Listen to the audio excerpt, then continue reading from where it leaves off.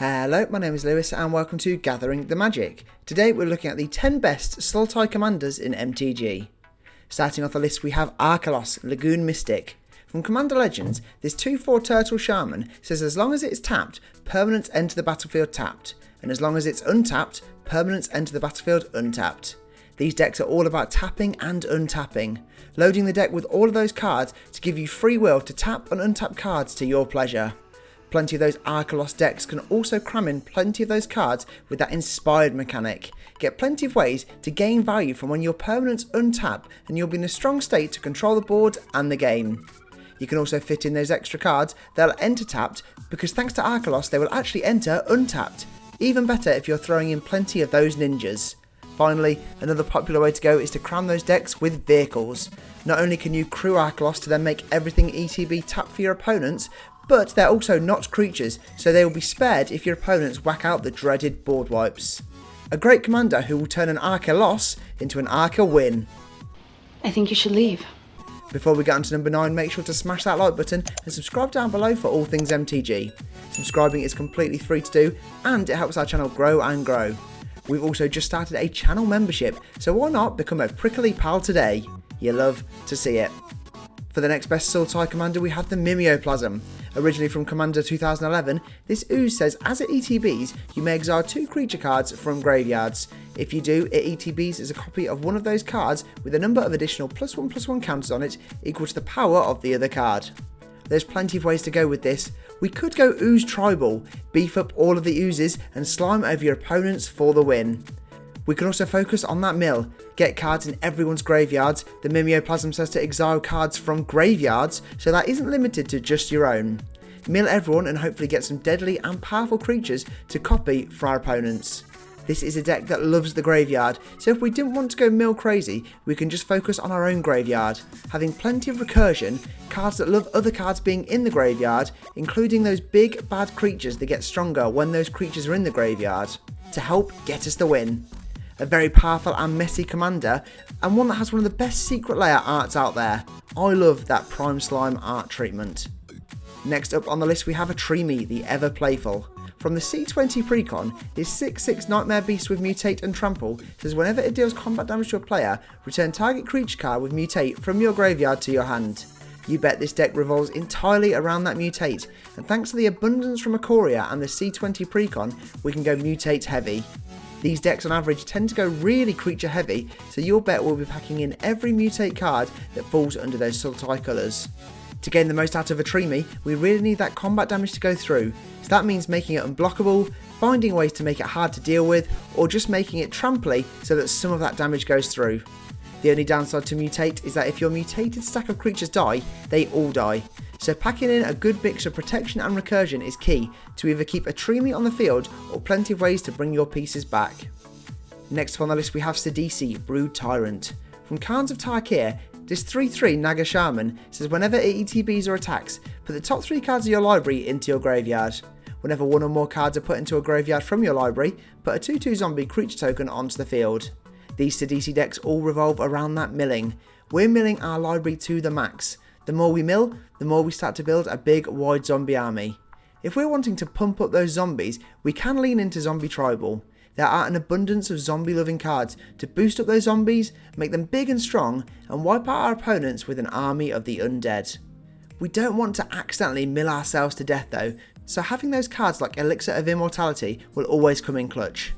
Finally, getting all of those graveyard pro cards like Sir Conrad that will punish our opponents whenever we have creatures hit the graveyard, and we'll have those extra ways to ping our opponents and we'll have an even quicker and easier route for the victory royale. Just missing out on the top half we have Tatsunari, Toad Rider. Fresh from Neon Dynasty, this 3/3 human ninja says whenever you cast an enchantment spell, if you don't control a creature named Kaimi, create Kaimi, a legendary frog token with whenever you cast an enchantment spell, each opponent loses 1 life and you gain 1 life. You can also pay to make Tatsunari and target frog you control potentially unblockable until end of turn. These decks are going enchantment heavy, throw in every enchantment you can find because every time we play one, we're draining our opponents and gaining life. The cheaper to cast enchantments the better. More enchantments mean more drain, means more gain for us. The average Tatsunari deck has around 30 enchantments in, so we are really going heavy here. If we wanted to, we could also lean into Frog Tribal. There are a surprising amount of frogs in MTG, some that we can use with Tatsunari's second ability to swing in and deal some real big damage. Lastly, using Kaimi as a sack outlet to get card draw or gain other advantages can be key. Sacrifice the frog, play the enchantment, boom, the frog is back and you get to sacrifice it again. The circle of life. Next up on this Sultai list we have Tassiga, the Golden Fang. From Fate Reforged, this 4/5 human shaman with Delve has pay 2 and a green or blue twice to put the top 2 cards of your library into your graveyard. There are various strategies to go with Tassiga, one of the more popular going pod heavy. Playing the many birthing pod style cards, sacrificing creatures to get out even stronger ones. Putting some good creatures in the graveyard are fine, as when we're using Tassiga we can delve it out, exiling cards from our graveyard we don't want our opponents to select for us, so they have a very finite choice and are forced to put some good cards back into our hand. We don't have to focus on the pod strategy though, we can go big spell heavy. Again, getting those big powerful spells in our graveyard is fine, as we can hope to force our opponents into getting those cards straight back into our hands. Finally, we can focus on more dredge loving cards in a deck like this, or other graveyard loving mechanics like Undergrowth to gain from those creatures being filled in our graveyard. Now that is spicy. Just missing out on the top 3 we have Kadena, Slinking Sorcerer. From Commander 2019, this 3/3 Naga Wizard says the first face down creature you cast each turn costs 3 less to cast. Whenever a face down creature ETBs under your control, draw a card. These Kadena decks revolve all around those face down creatures. Not only are there so many face down MTG cards throughout the years, but most tend to have a 3 mana value casting cost, so that first one you play each turn works out to be completely free. We can also get in those cards that copy triggered abilities, so when they're being flipped, they hit your opponents for double the danger. We've also got cards that we can play to boost our face down creatures, keeping them strong and safely on the field. Cards like Secret Plans are perfect because it does that and gets us card draw.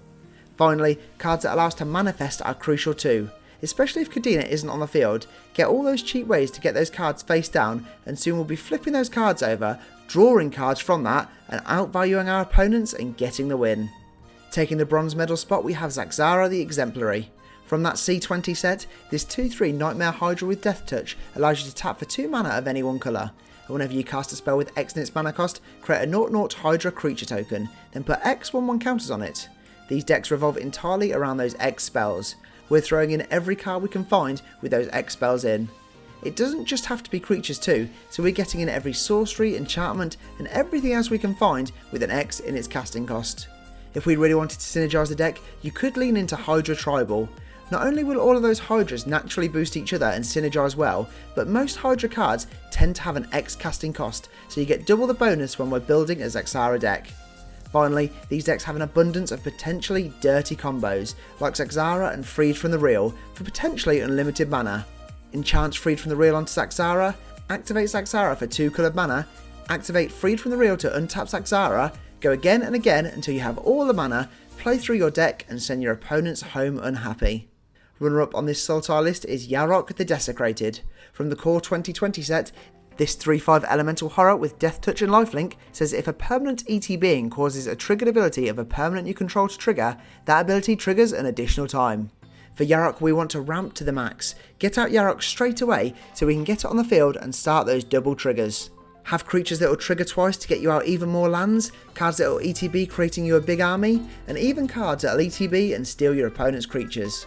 Landfall loving cards are very popular with Yarrow, doubling the effects whenever those lands hit the battlefield, making those sack lands even stronger as you can play that land, get 2 triggers, sack for a new land, get 2 more triggers. With a crazy amount of creatures, enchantments and more that revolve around things hitting the field, this deck then get out of hand crazily fast and is probably my strongest power level of all the personal decks I own. I love to see it. My friends probably don't though. Winner and the best Sultai commander is Muldrother the Gravetide. From Dominaria, this 6/6 elemental avatar says during each of your turns you may play up to 1 permanent card of each permanent type from your graveyard. Most Muldrother decks go all out sacrifice, getting all of those cards that we can sacrifice to get some removal, protection or even more, because thanks to Muldrother we can bring those cards back every turn. Throw in millions of mill, cards like Miramad Phantasm are key. Mill through our deck and have lots that we can keep bringing back with Muldrother. These decks tend to run on a very evil level, have plenty of removal options that we can keep bringing back, as well as plenty of recursion options to keep Muldrother on the field, as when it's out, you bet it will be the target. The name of the game with Muldrother is value. We're going to outvalue our opponents to get the win. This is me Master C's favourite card, and it was the first commander that we covered in last year's Decktober, so if you want to go see a full budget brew on that, check that out if you're feeling extra evil. There we have it, that is the Sultai list. Thanks for watching, and don't forget to smash that like button and subscribe to the channel for all things MTG. Check out our link tree down below for all of our social media and affiliate links. For now though, I'm all tapped out, so I'll see you in the next video.